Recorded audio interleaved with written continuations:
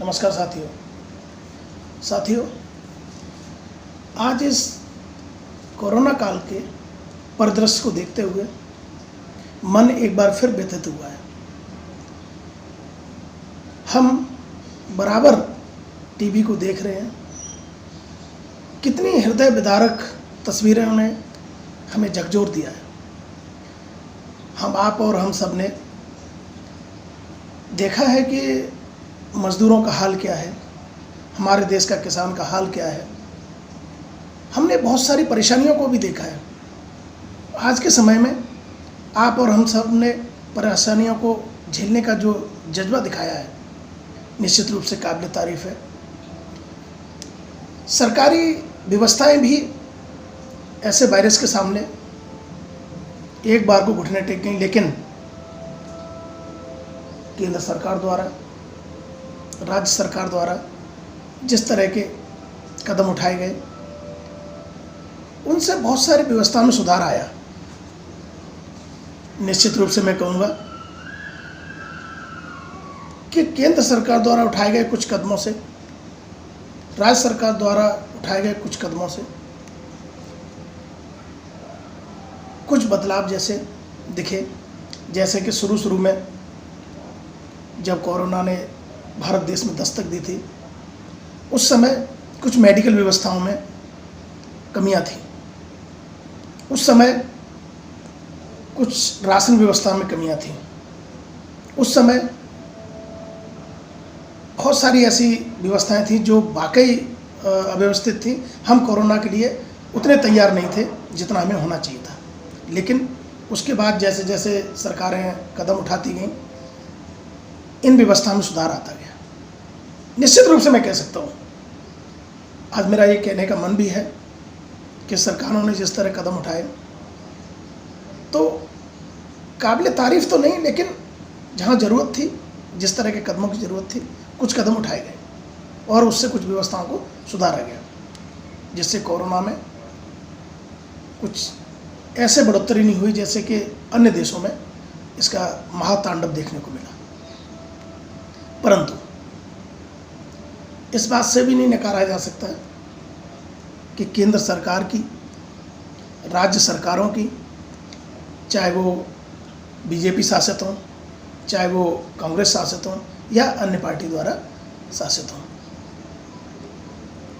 जो कदम उठाए गए वो काफ़ी नहीं थे, ना ही काफ़ी हैं। आज हम जो तस्वीरें टीवी के द्वारा और सड़कों पर जाकर देख रहे हैं, लोगों के बीच जाकर महसूस कर रहे हैं, उस दर्द को हमने लोगों के बीच जाकर महसूस किया है, जिनका वर्णन करना मुझे लगता है कि ज़रूरत नहीं है। आप सबको पता है, आप सबको पता है कि कैसी तस्वीरें हमारे सामने हैं। हमारे देश के निर्माण में, हमारे देश की जीडीपी को 0 से 200 लाख करोड़ तक पहुंचाने में जिन कर्मवीरों का, जिन कर्मकारों का, जिन किसानों का, जिन मजदूरों का, जिन गरीब जनता का खून पसीना लगा है, उसी खून पसीने से देश 1947 से, जब देश हमारा आज़ाद हुआ था, और आज की स्थिति में जो परिवर्तन दिखता है, ये उन्हीं की मेहनत का नतीजा है। जिन मज़दूरों ने हमें ऊंची ऊंची इमारतें दी, जिन मज़दूरों ने हमें इतने लंबे लंबे रोड दिए, रेलवे दिए, उन्हें क्या पता था कि एक दिन उनको यही रेलवे ट्रैक, यही रोड, यही हाईवे अपने कदमों से नापने पड़ेंगे। साथियों, आज सरकारों का विरोध करना या सरकारों में बैठे नेताओं का विरोध करना जायज़ नहीं है, क्योंकि आज की जो स्थितियां हैं, आज ऐसी स्थिति बनी हुई है जहां पर विरोध करने की कोई जगह नहीं है। लेकिन इन मज़दूरों के लिए, जो व्यवस्थाएं चाहिए, इन मजबूर मजदूरों के लिए जो व्यवस्थाएं चाहिए, उनके लिए पूर्ण रूप से देश की, प्रदेश की सरकारें जिम्मेदार हैं। क्योंकि इन्हीं सरकारों ने, इन्हीं नेताओं ने हम जैसे गरीबों की, किसानों की और मजदूरों की स्थितियों को सुधारने का जिम्मा लिया था। आज वो उस जिम्मेदारी से पीछे हट रहे हैं। उन्होंने इस जिम्मेदारी को निभाने में कोई दिलचस्पी नहीं दिखाई। आज हमारे मजदूर रेलवे ट्रैक पर मर रहे हैं, ट्रकों की भिड़ंत में मर रहे हैं। आपने देखा होगा 16 मजदूर औरंगाबाद में ट्रेन के द्वारा कट गए।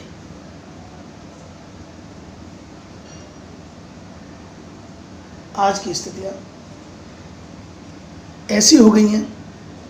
आपने देखा होगा अभी आज ही का प्रकरण है औरैया में, कानपुर के नज़दीक औरैया में आज 24 मजदूर 2 ट्रकों की भिड़ंत में मर गए। आपने मुजफ्फरपुर देखा होगा जिसमें 8 मजदूर ट्रक पलटने से मर गए। ऐसी बहुत सारी घटनाएं, मैं किस घटना को याद दिलाऊंगा, ऐसी बहुत सारी घटनाएं हमारे देश में घटित हुई, लेकिन इनकी जिम्मेदारी कौन लेगा? देश में हम जो सरकारें चुनते हैं, उन सरकारों की पूर्ण रूप से जिम्मेदारी हम जैसे नागरिकों की रक्षा करना, सुरक्षा करना, उन्हें रोजगार देना, उन्हें राशन पानी देना, उन्हें सुरक्षित रखना। एक वर्ड में कहूँ, उन्हें सुरक्षित रखना पूरी जिम्मेदारी राज्य की, केंद्र की सरकारों की होती है। उन्हें सुरक्षा प्रदान करना उनकी जिम्मेदारी होती है।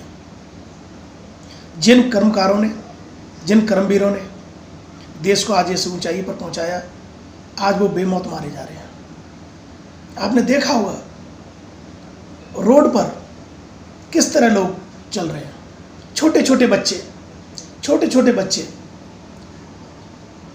जिनकी तस्वीरें आप देख लोगे तो आपको रोना आ जाएगा। मैं कह रहा हूँ हर उस देशभक्त की आंखों में आज आंसू हैं जिन्होंने इन तस्वीरों को देखा है, इन तस्वीरों को महसूस किया है। हमने लोगों के बीच जाकर भी देखा है। इस कोरोना काल में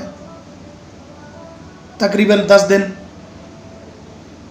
हम लोग भी लोगों के बीच में रहे, उनको खाना बांटा, लेकिन कुछ लोगों का ये धंधा बन गया है कि चाहे वो मैयत में क्यों ना जाए, चाहे वो शमशान क्यों ना जाए, उनको सेल्फी लेनी है।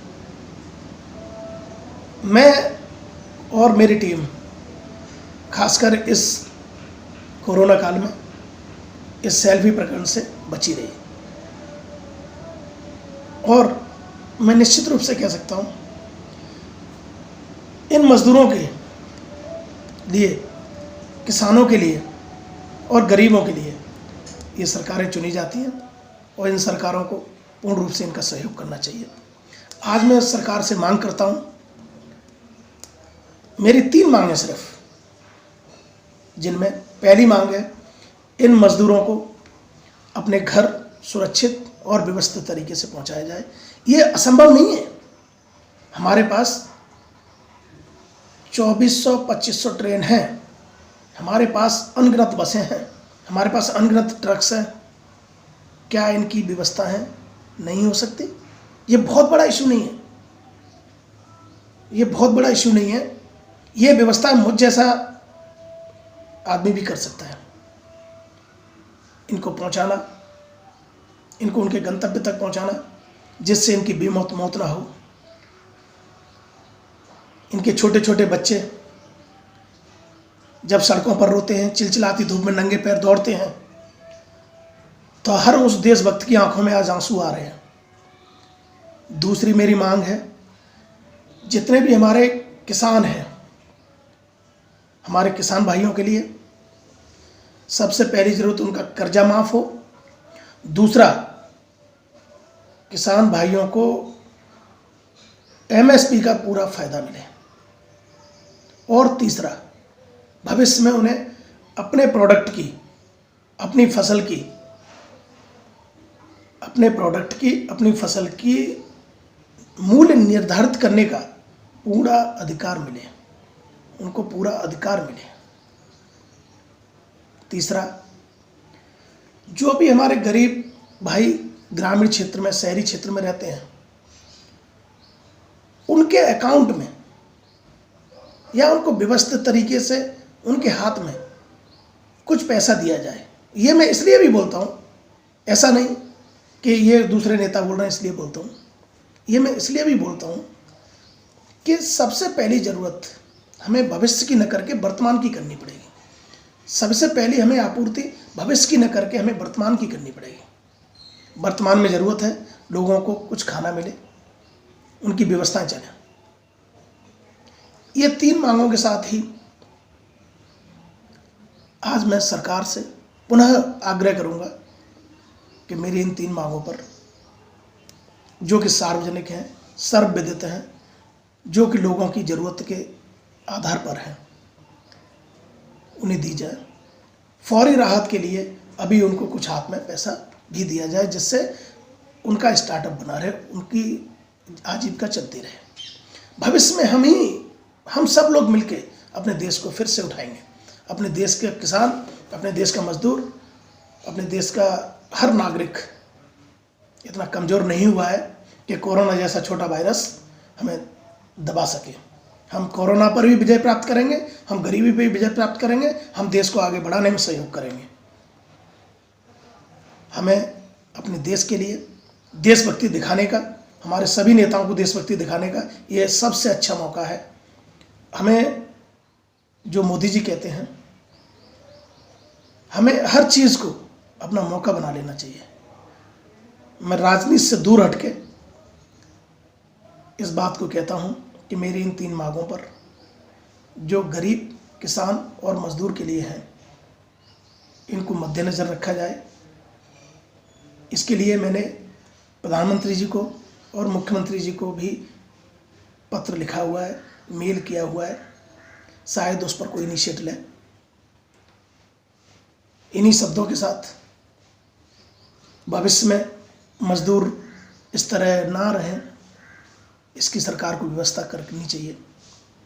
और दोबारा ये तस्वीरें न हो, दोबारा ये तस्वीरें न दिखाई जाए, दोबारा ये तस्वीरें न दिखाई दें, इस बात का भी सरकार को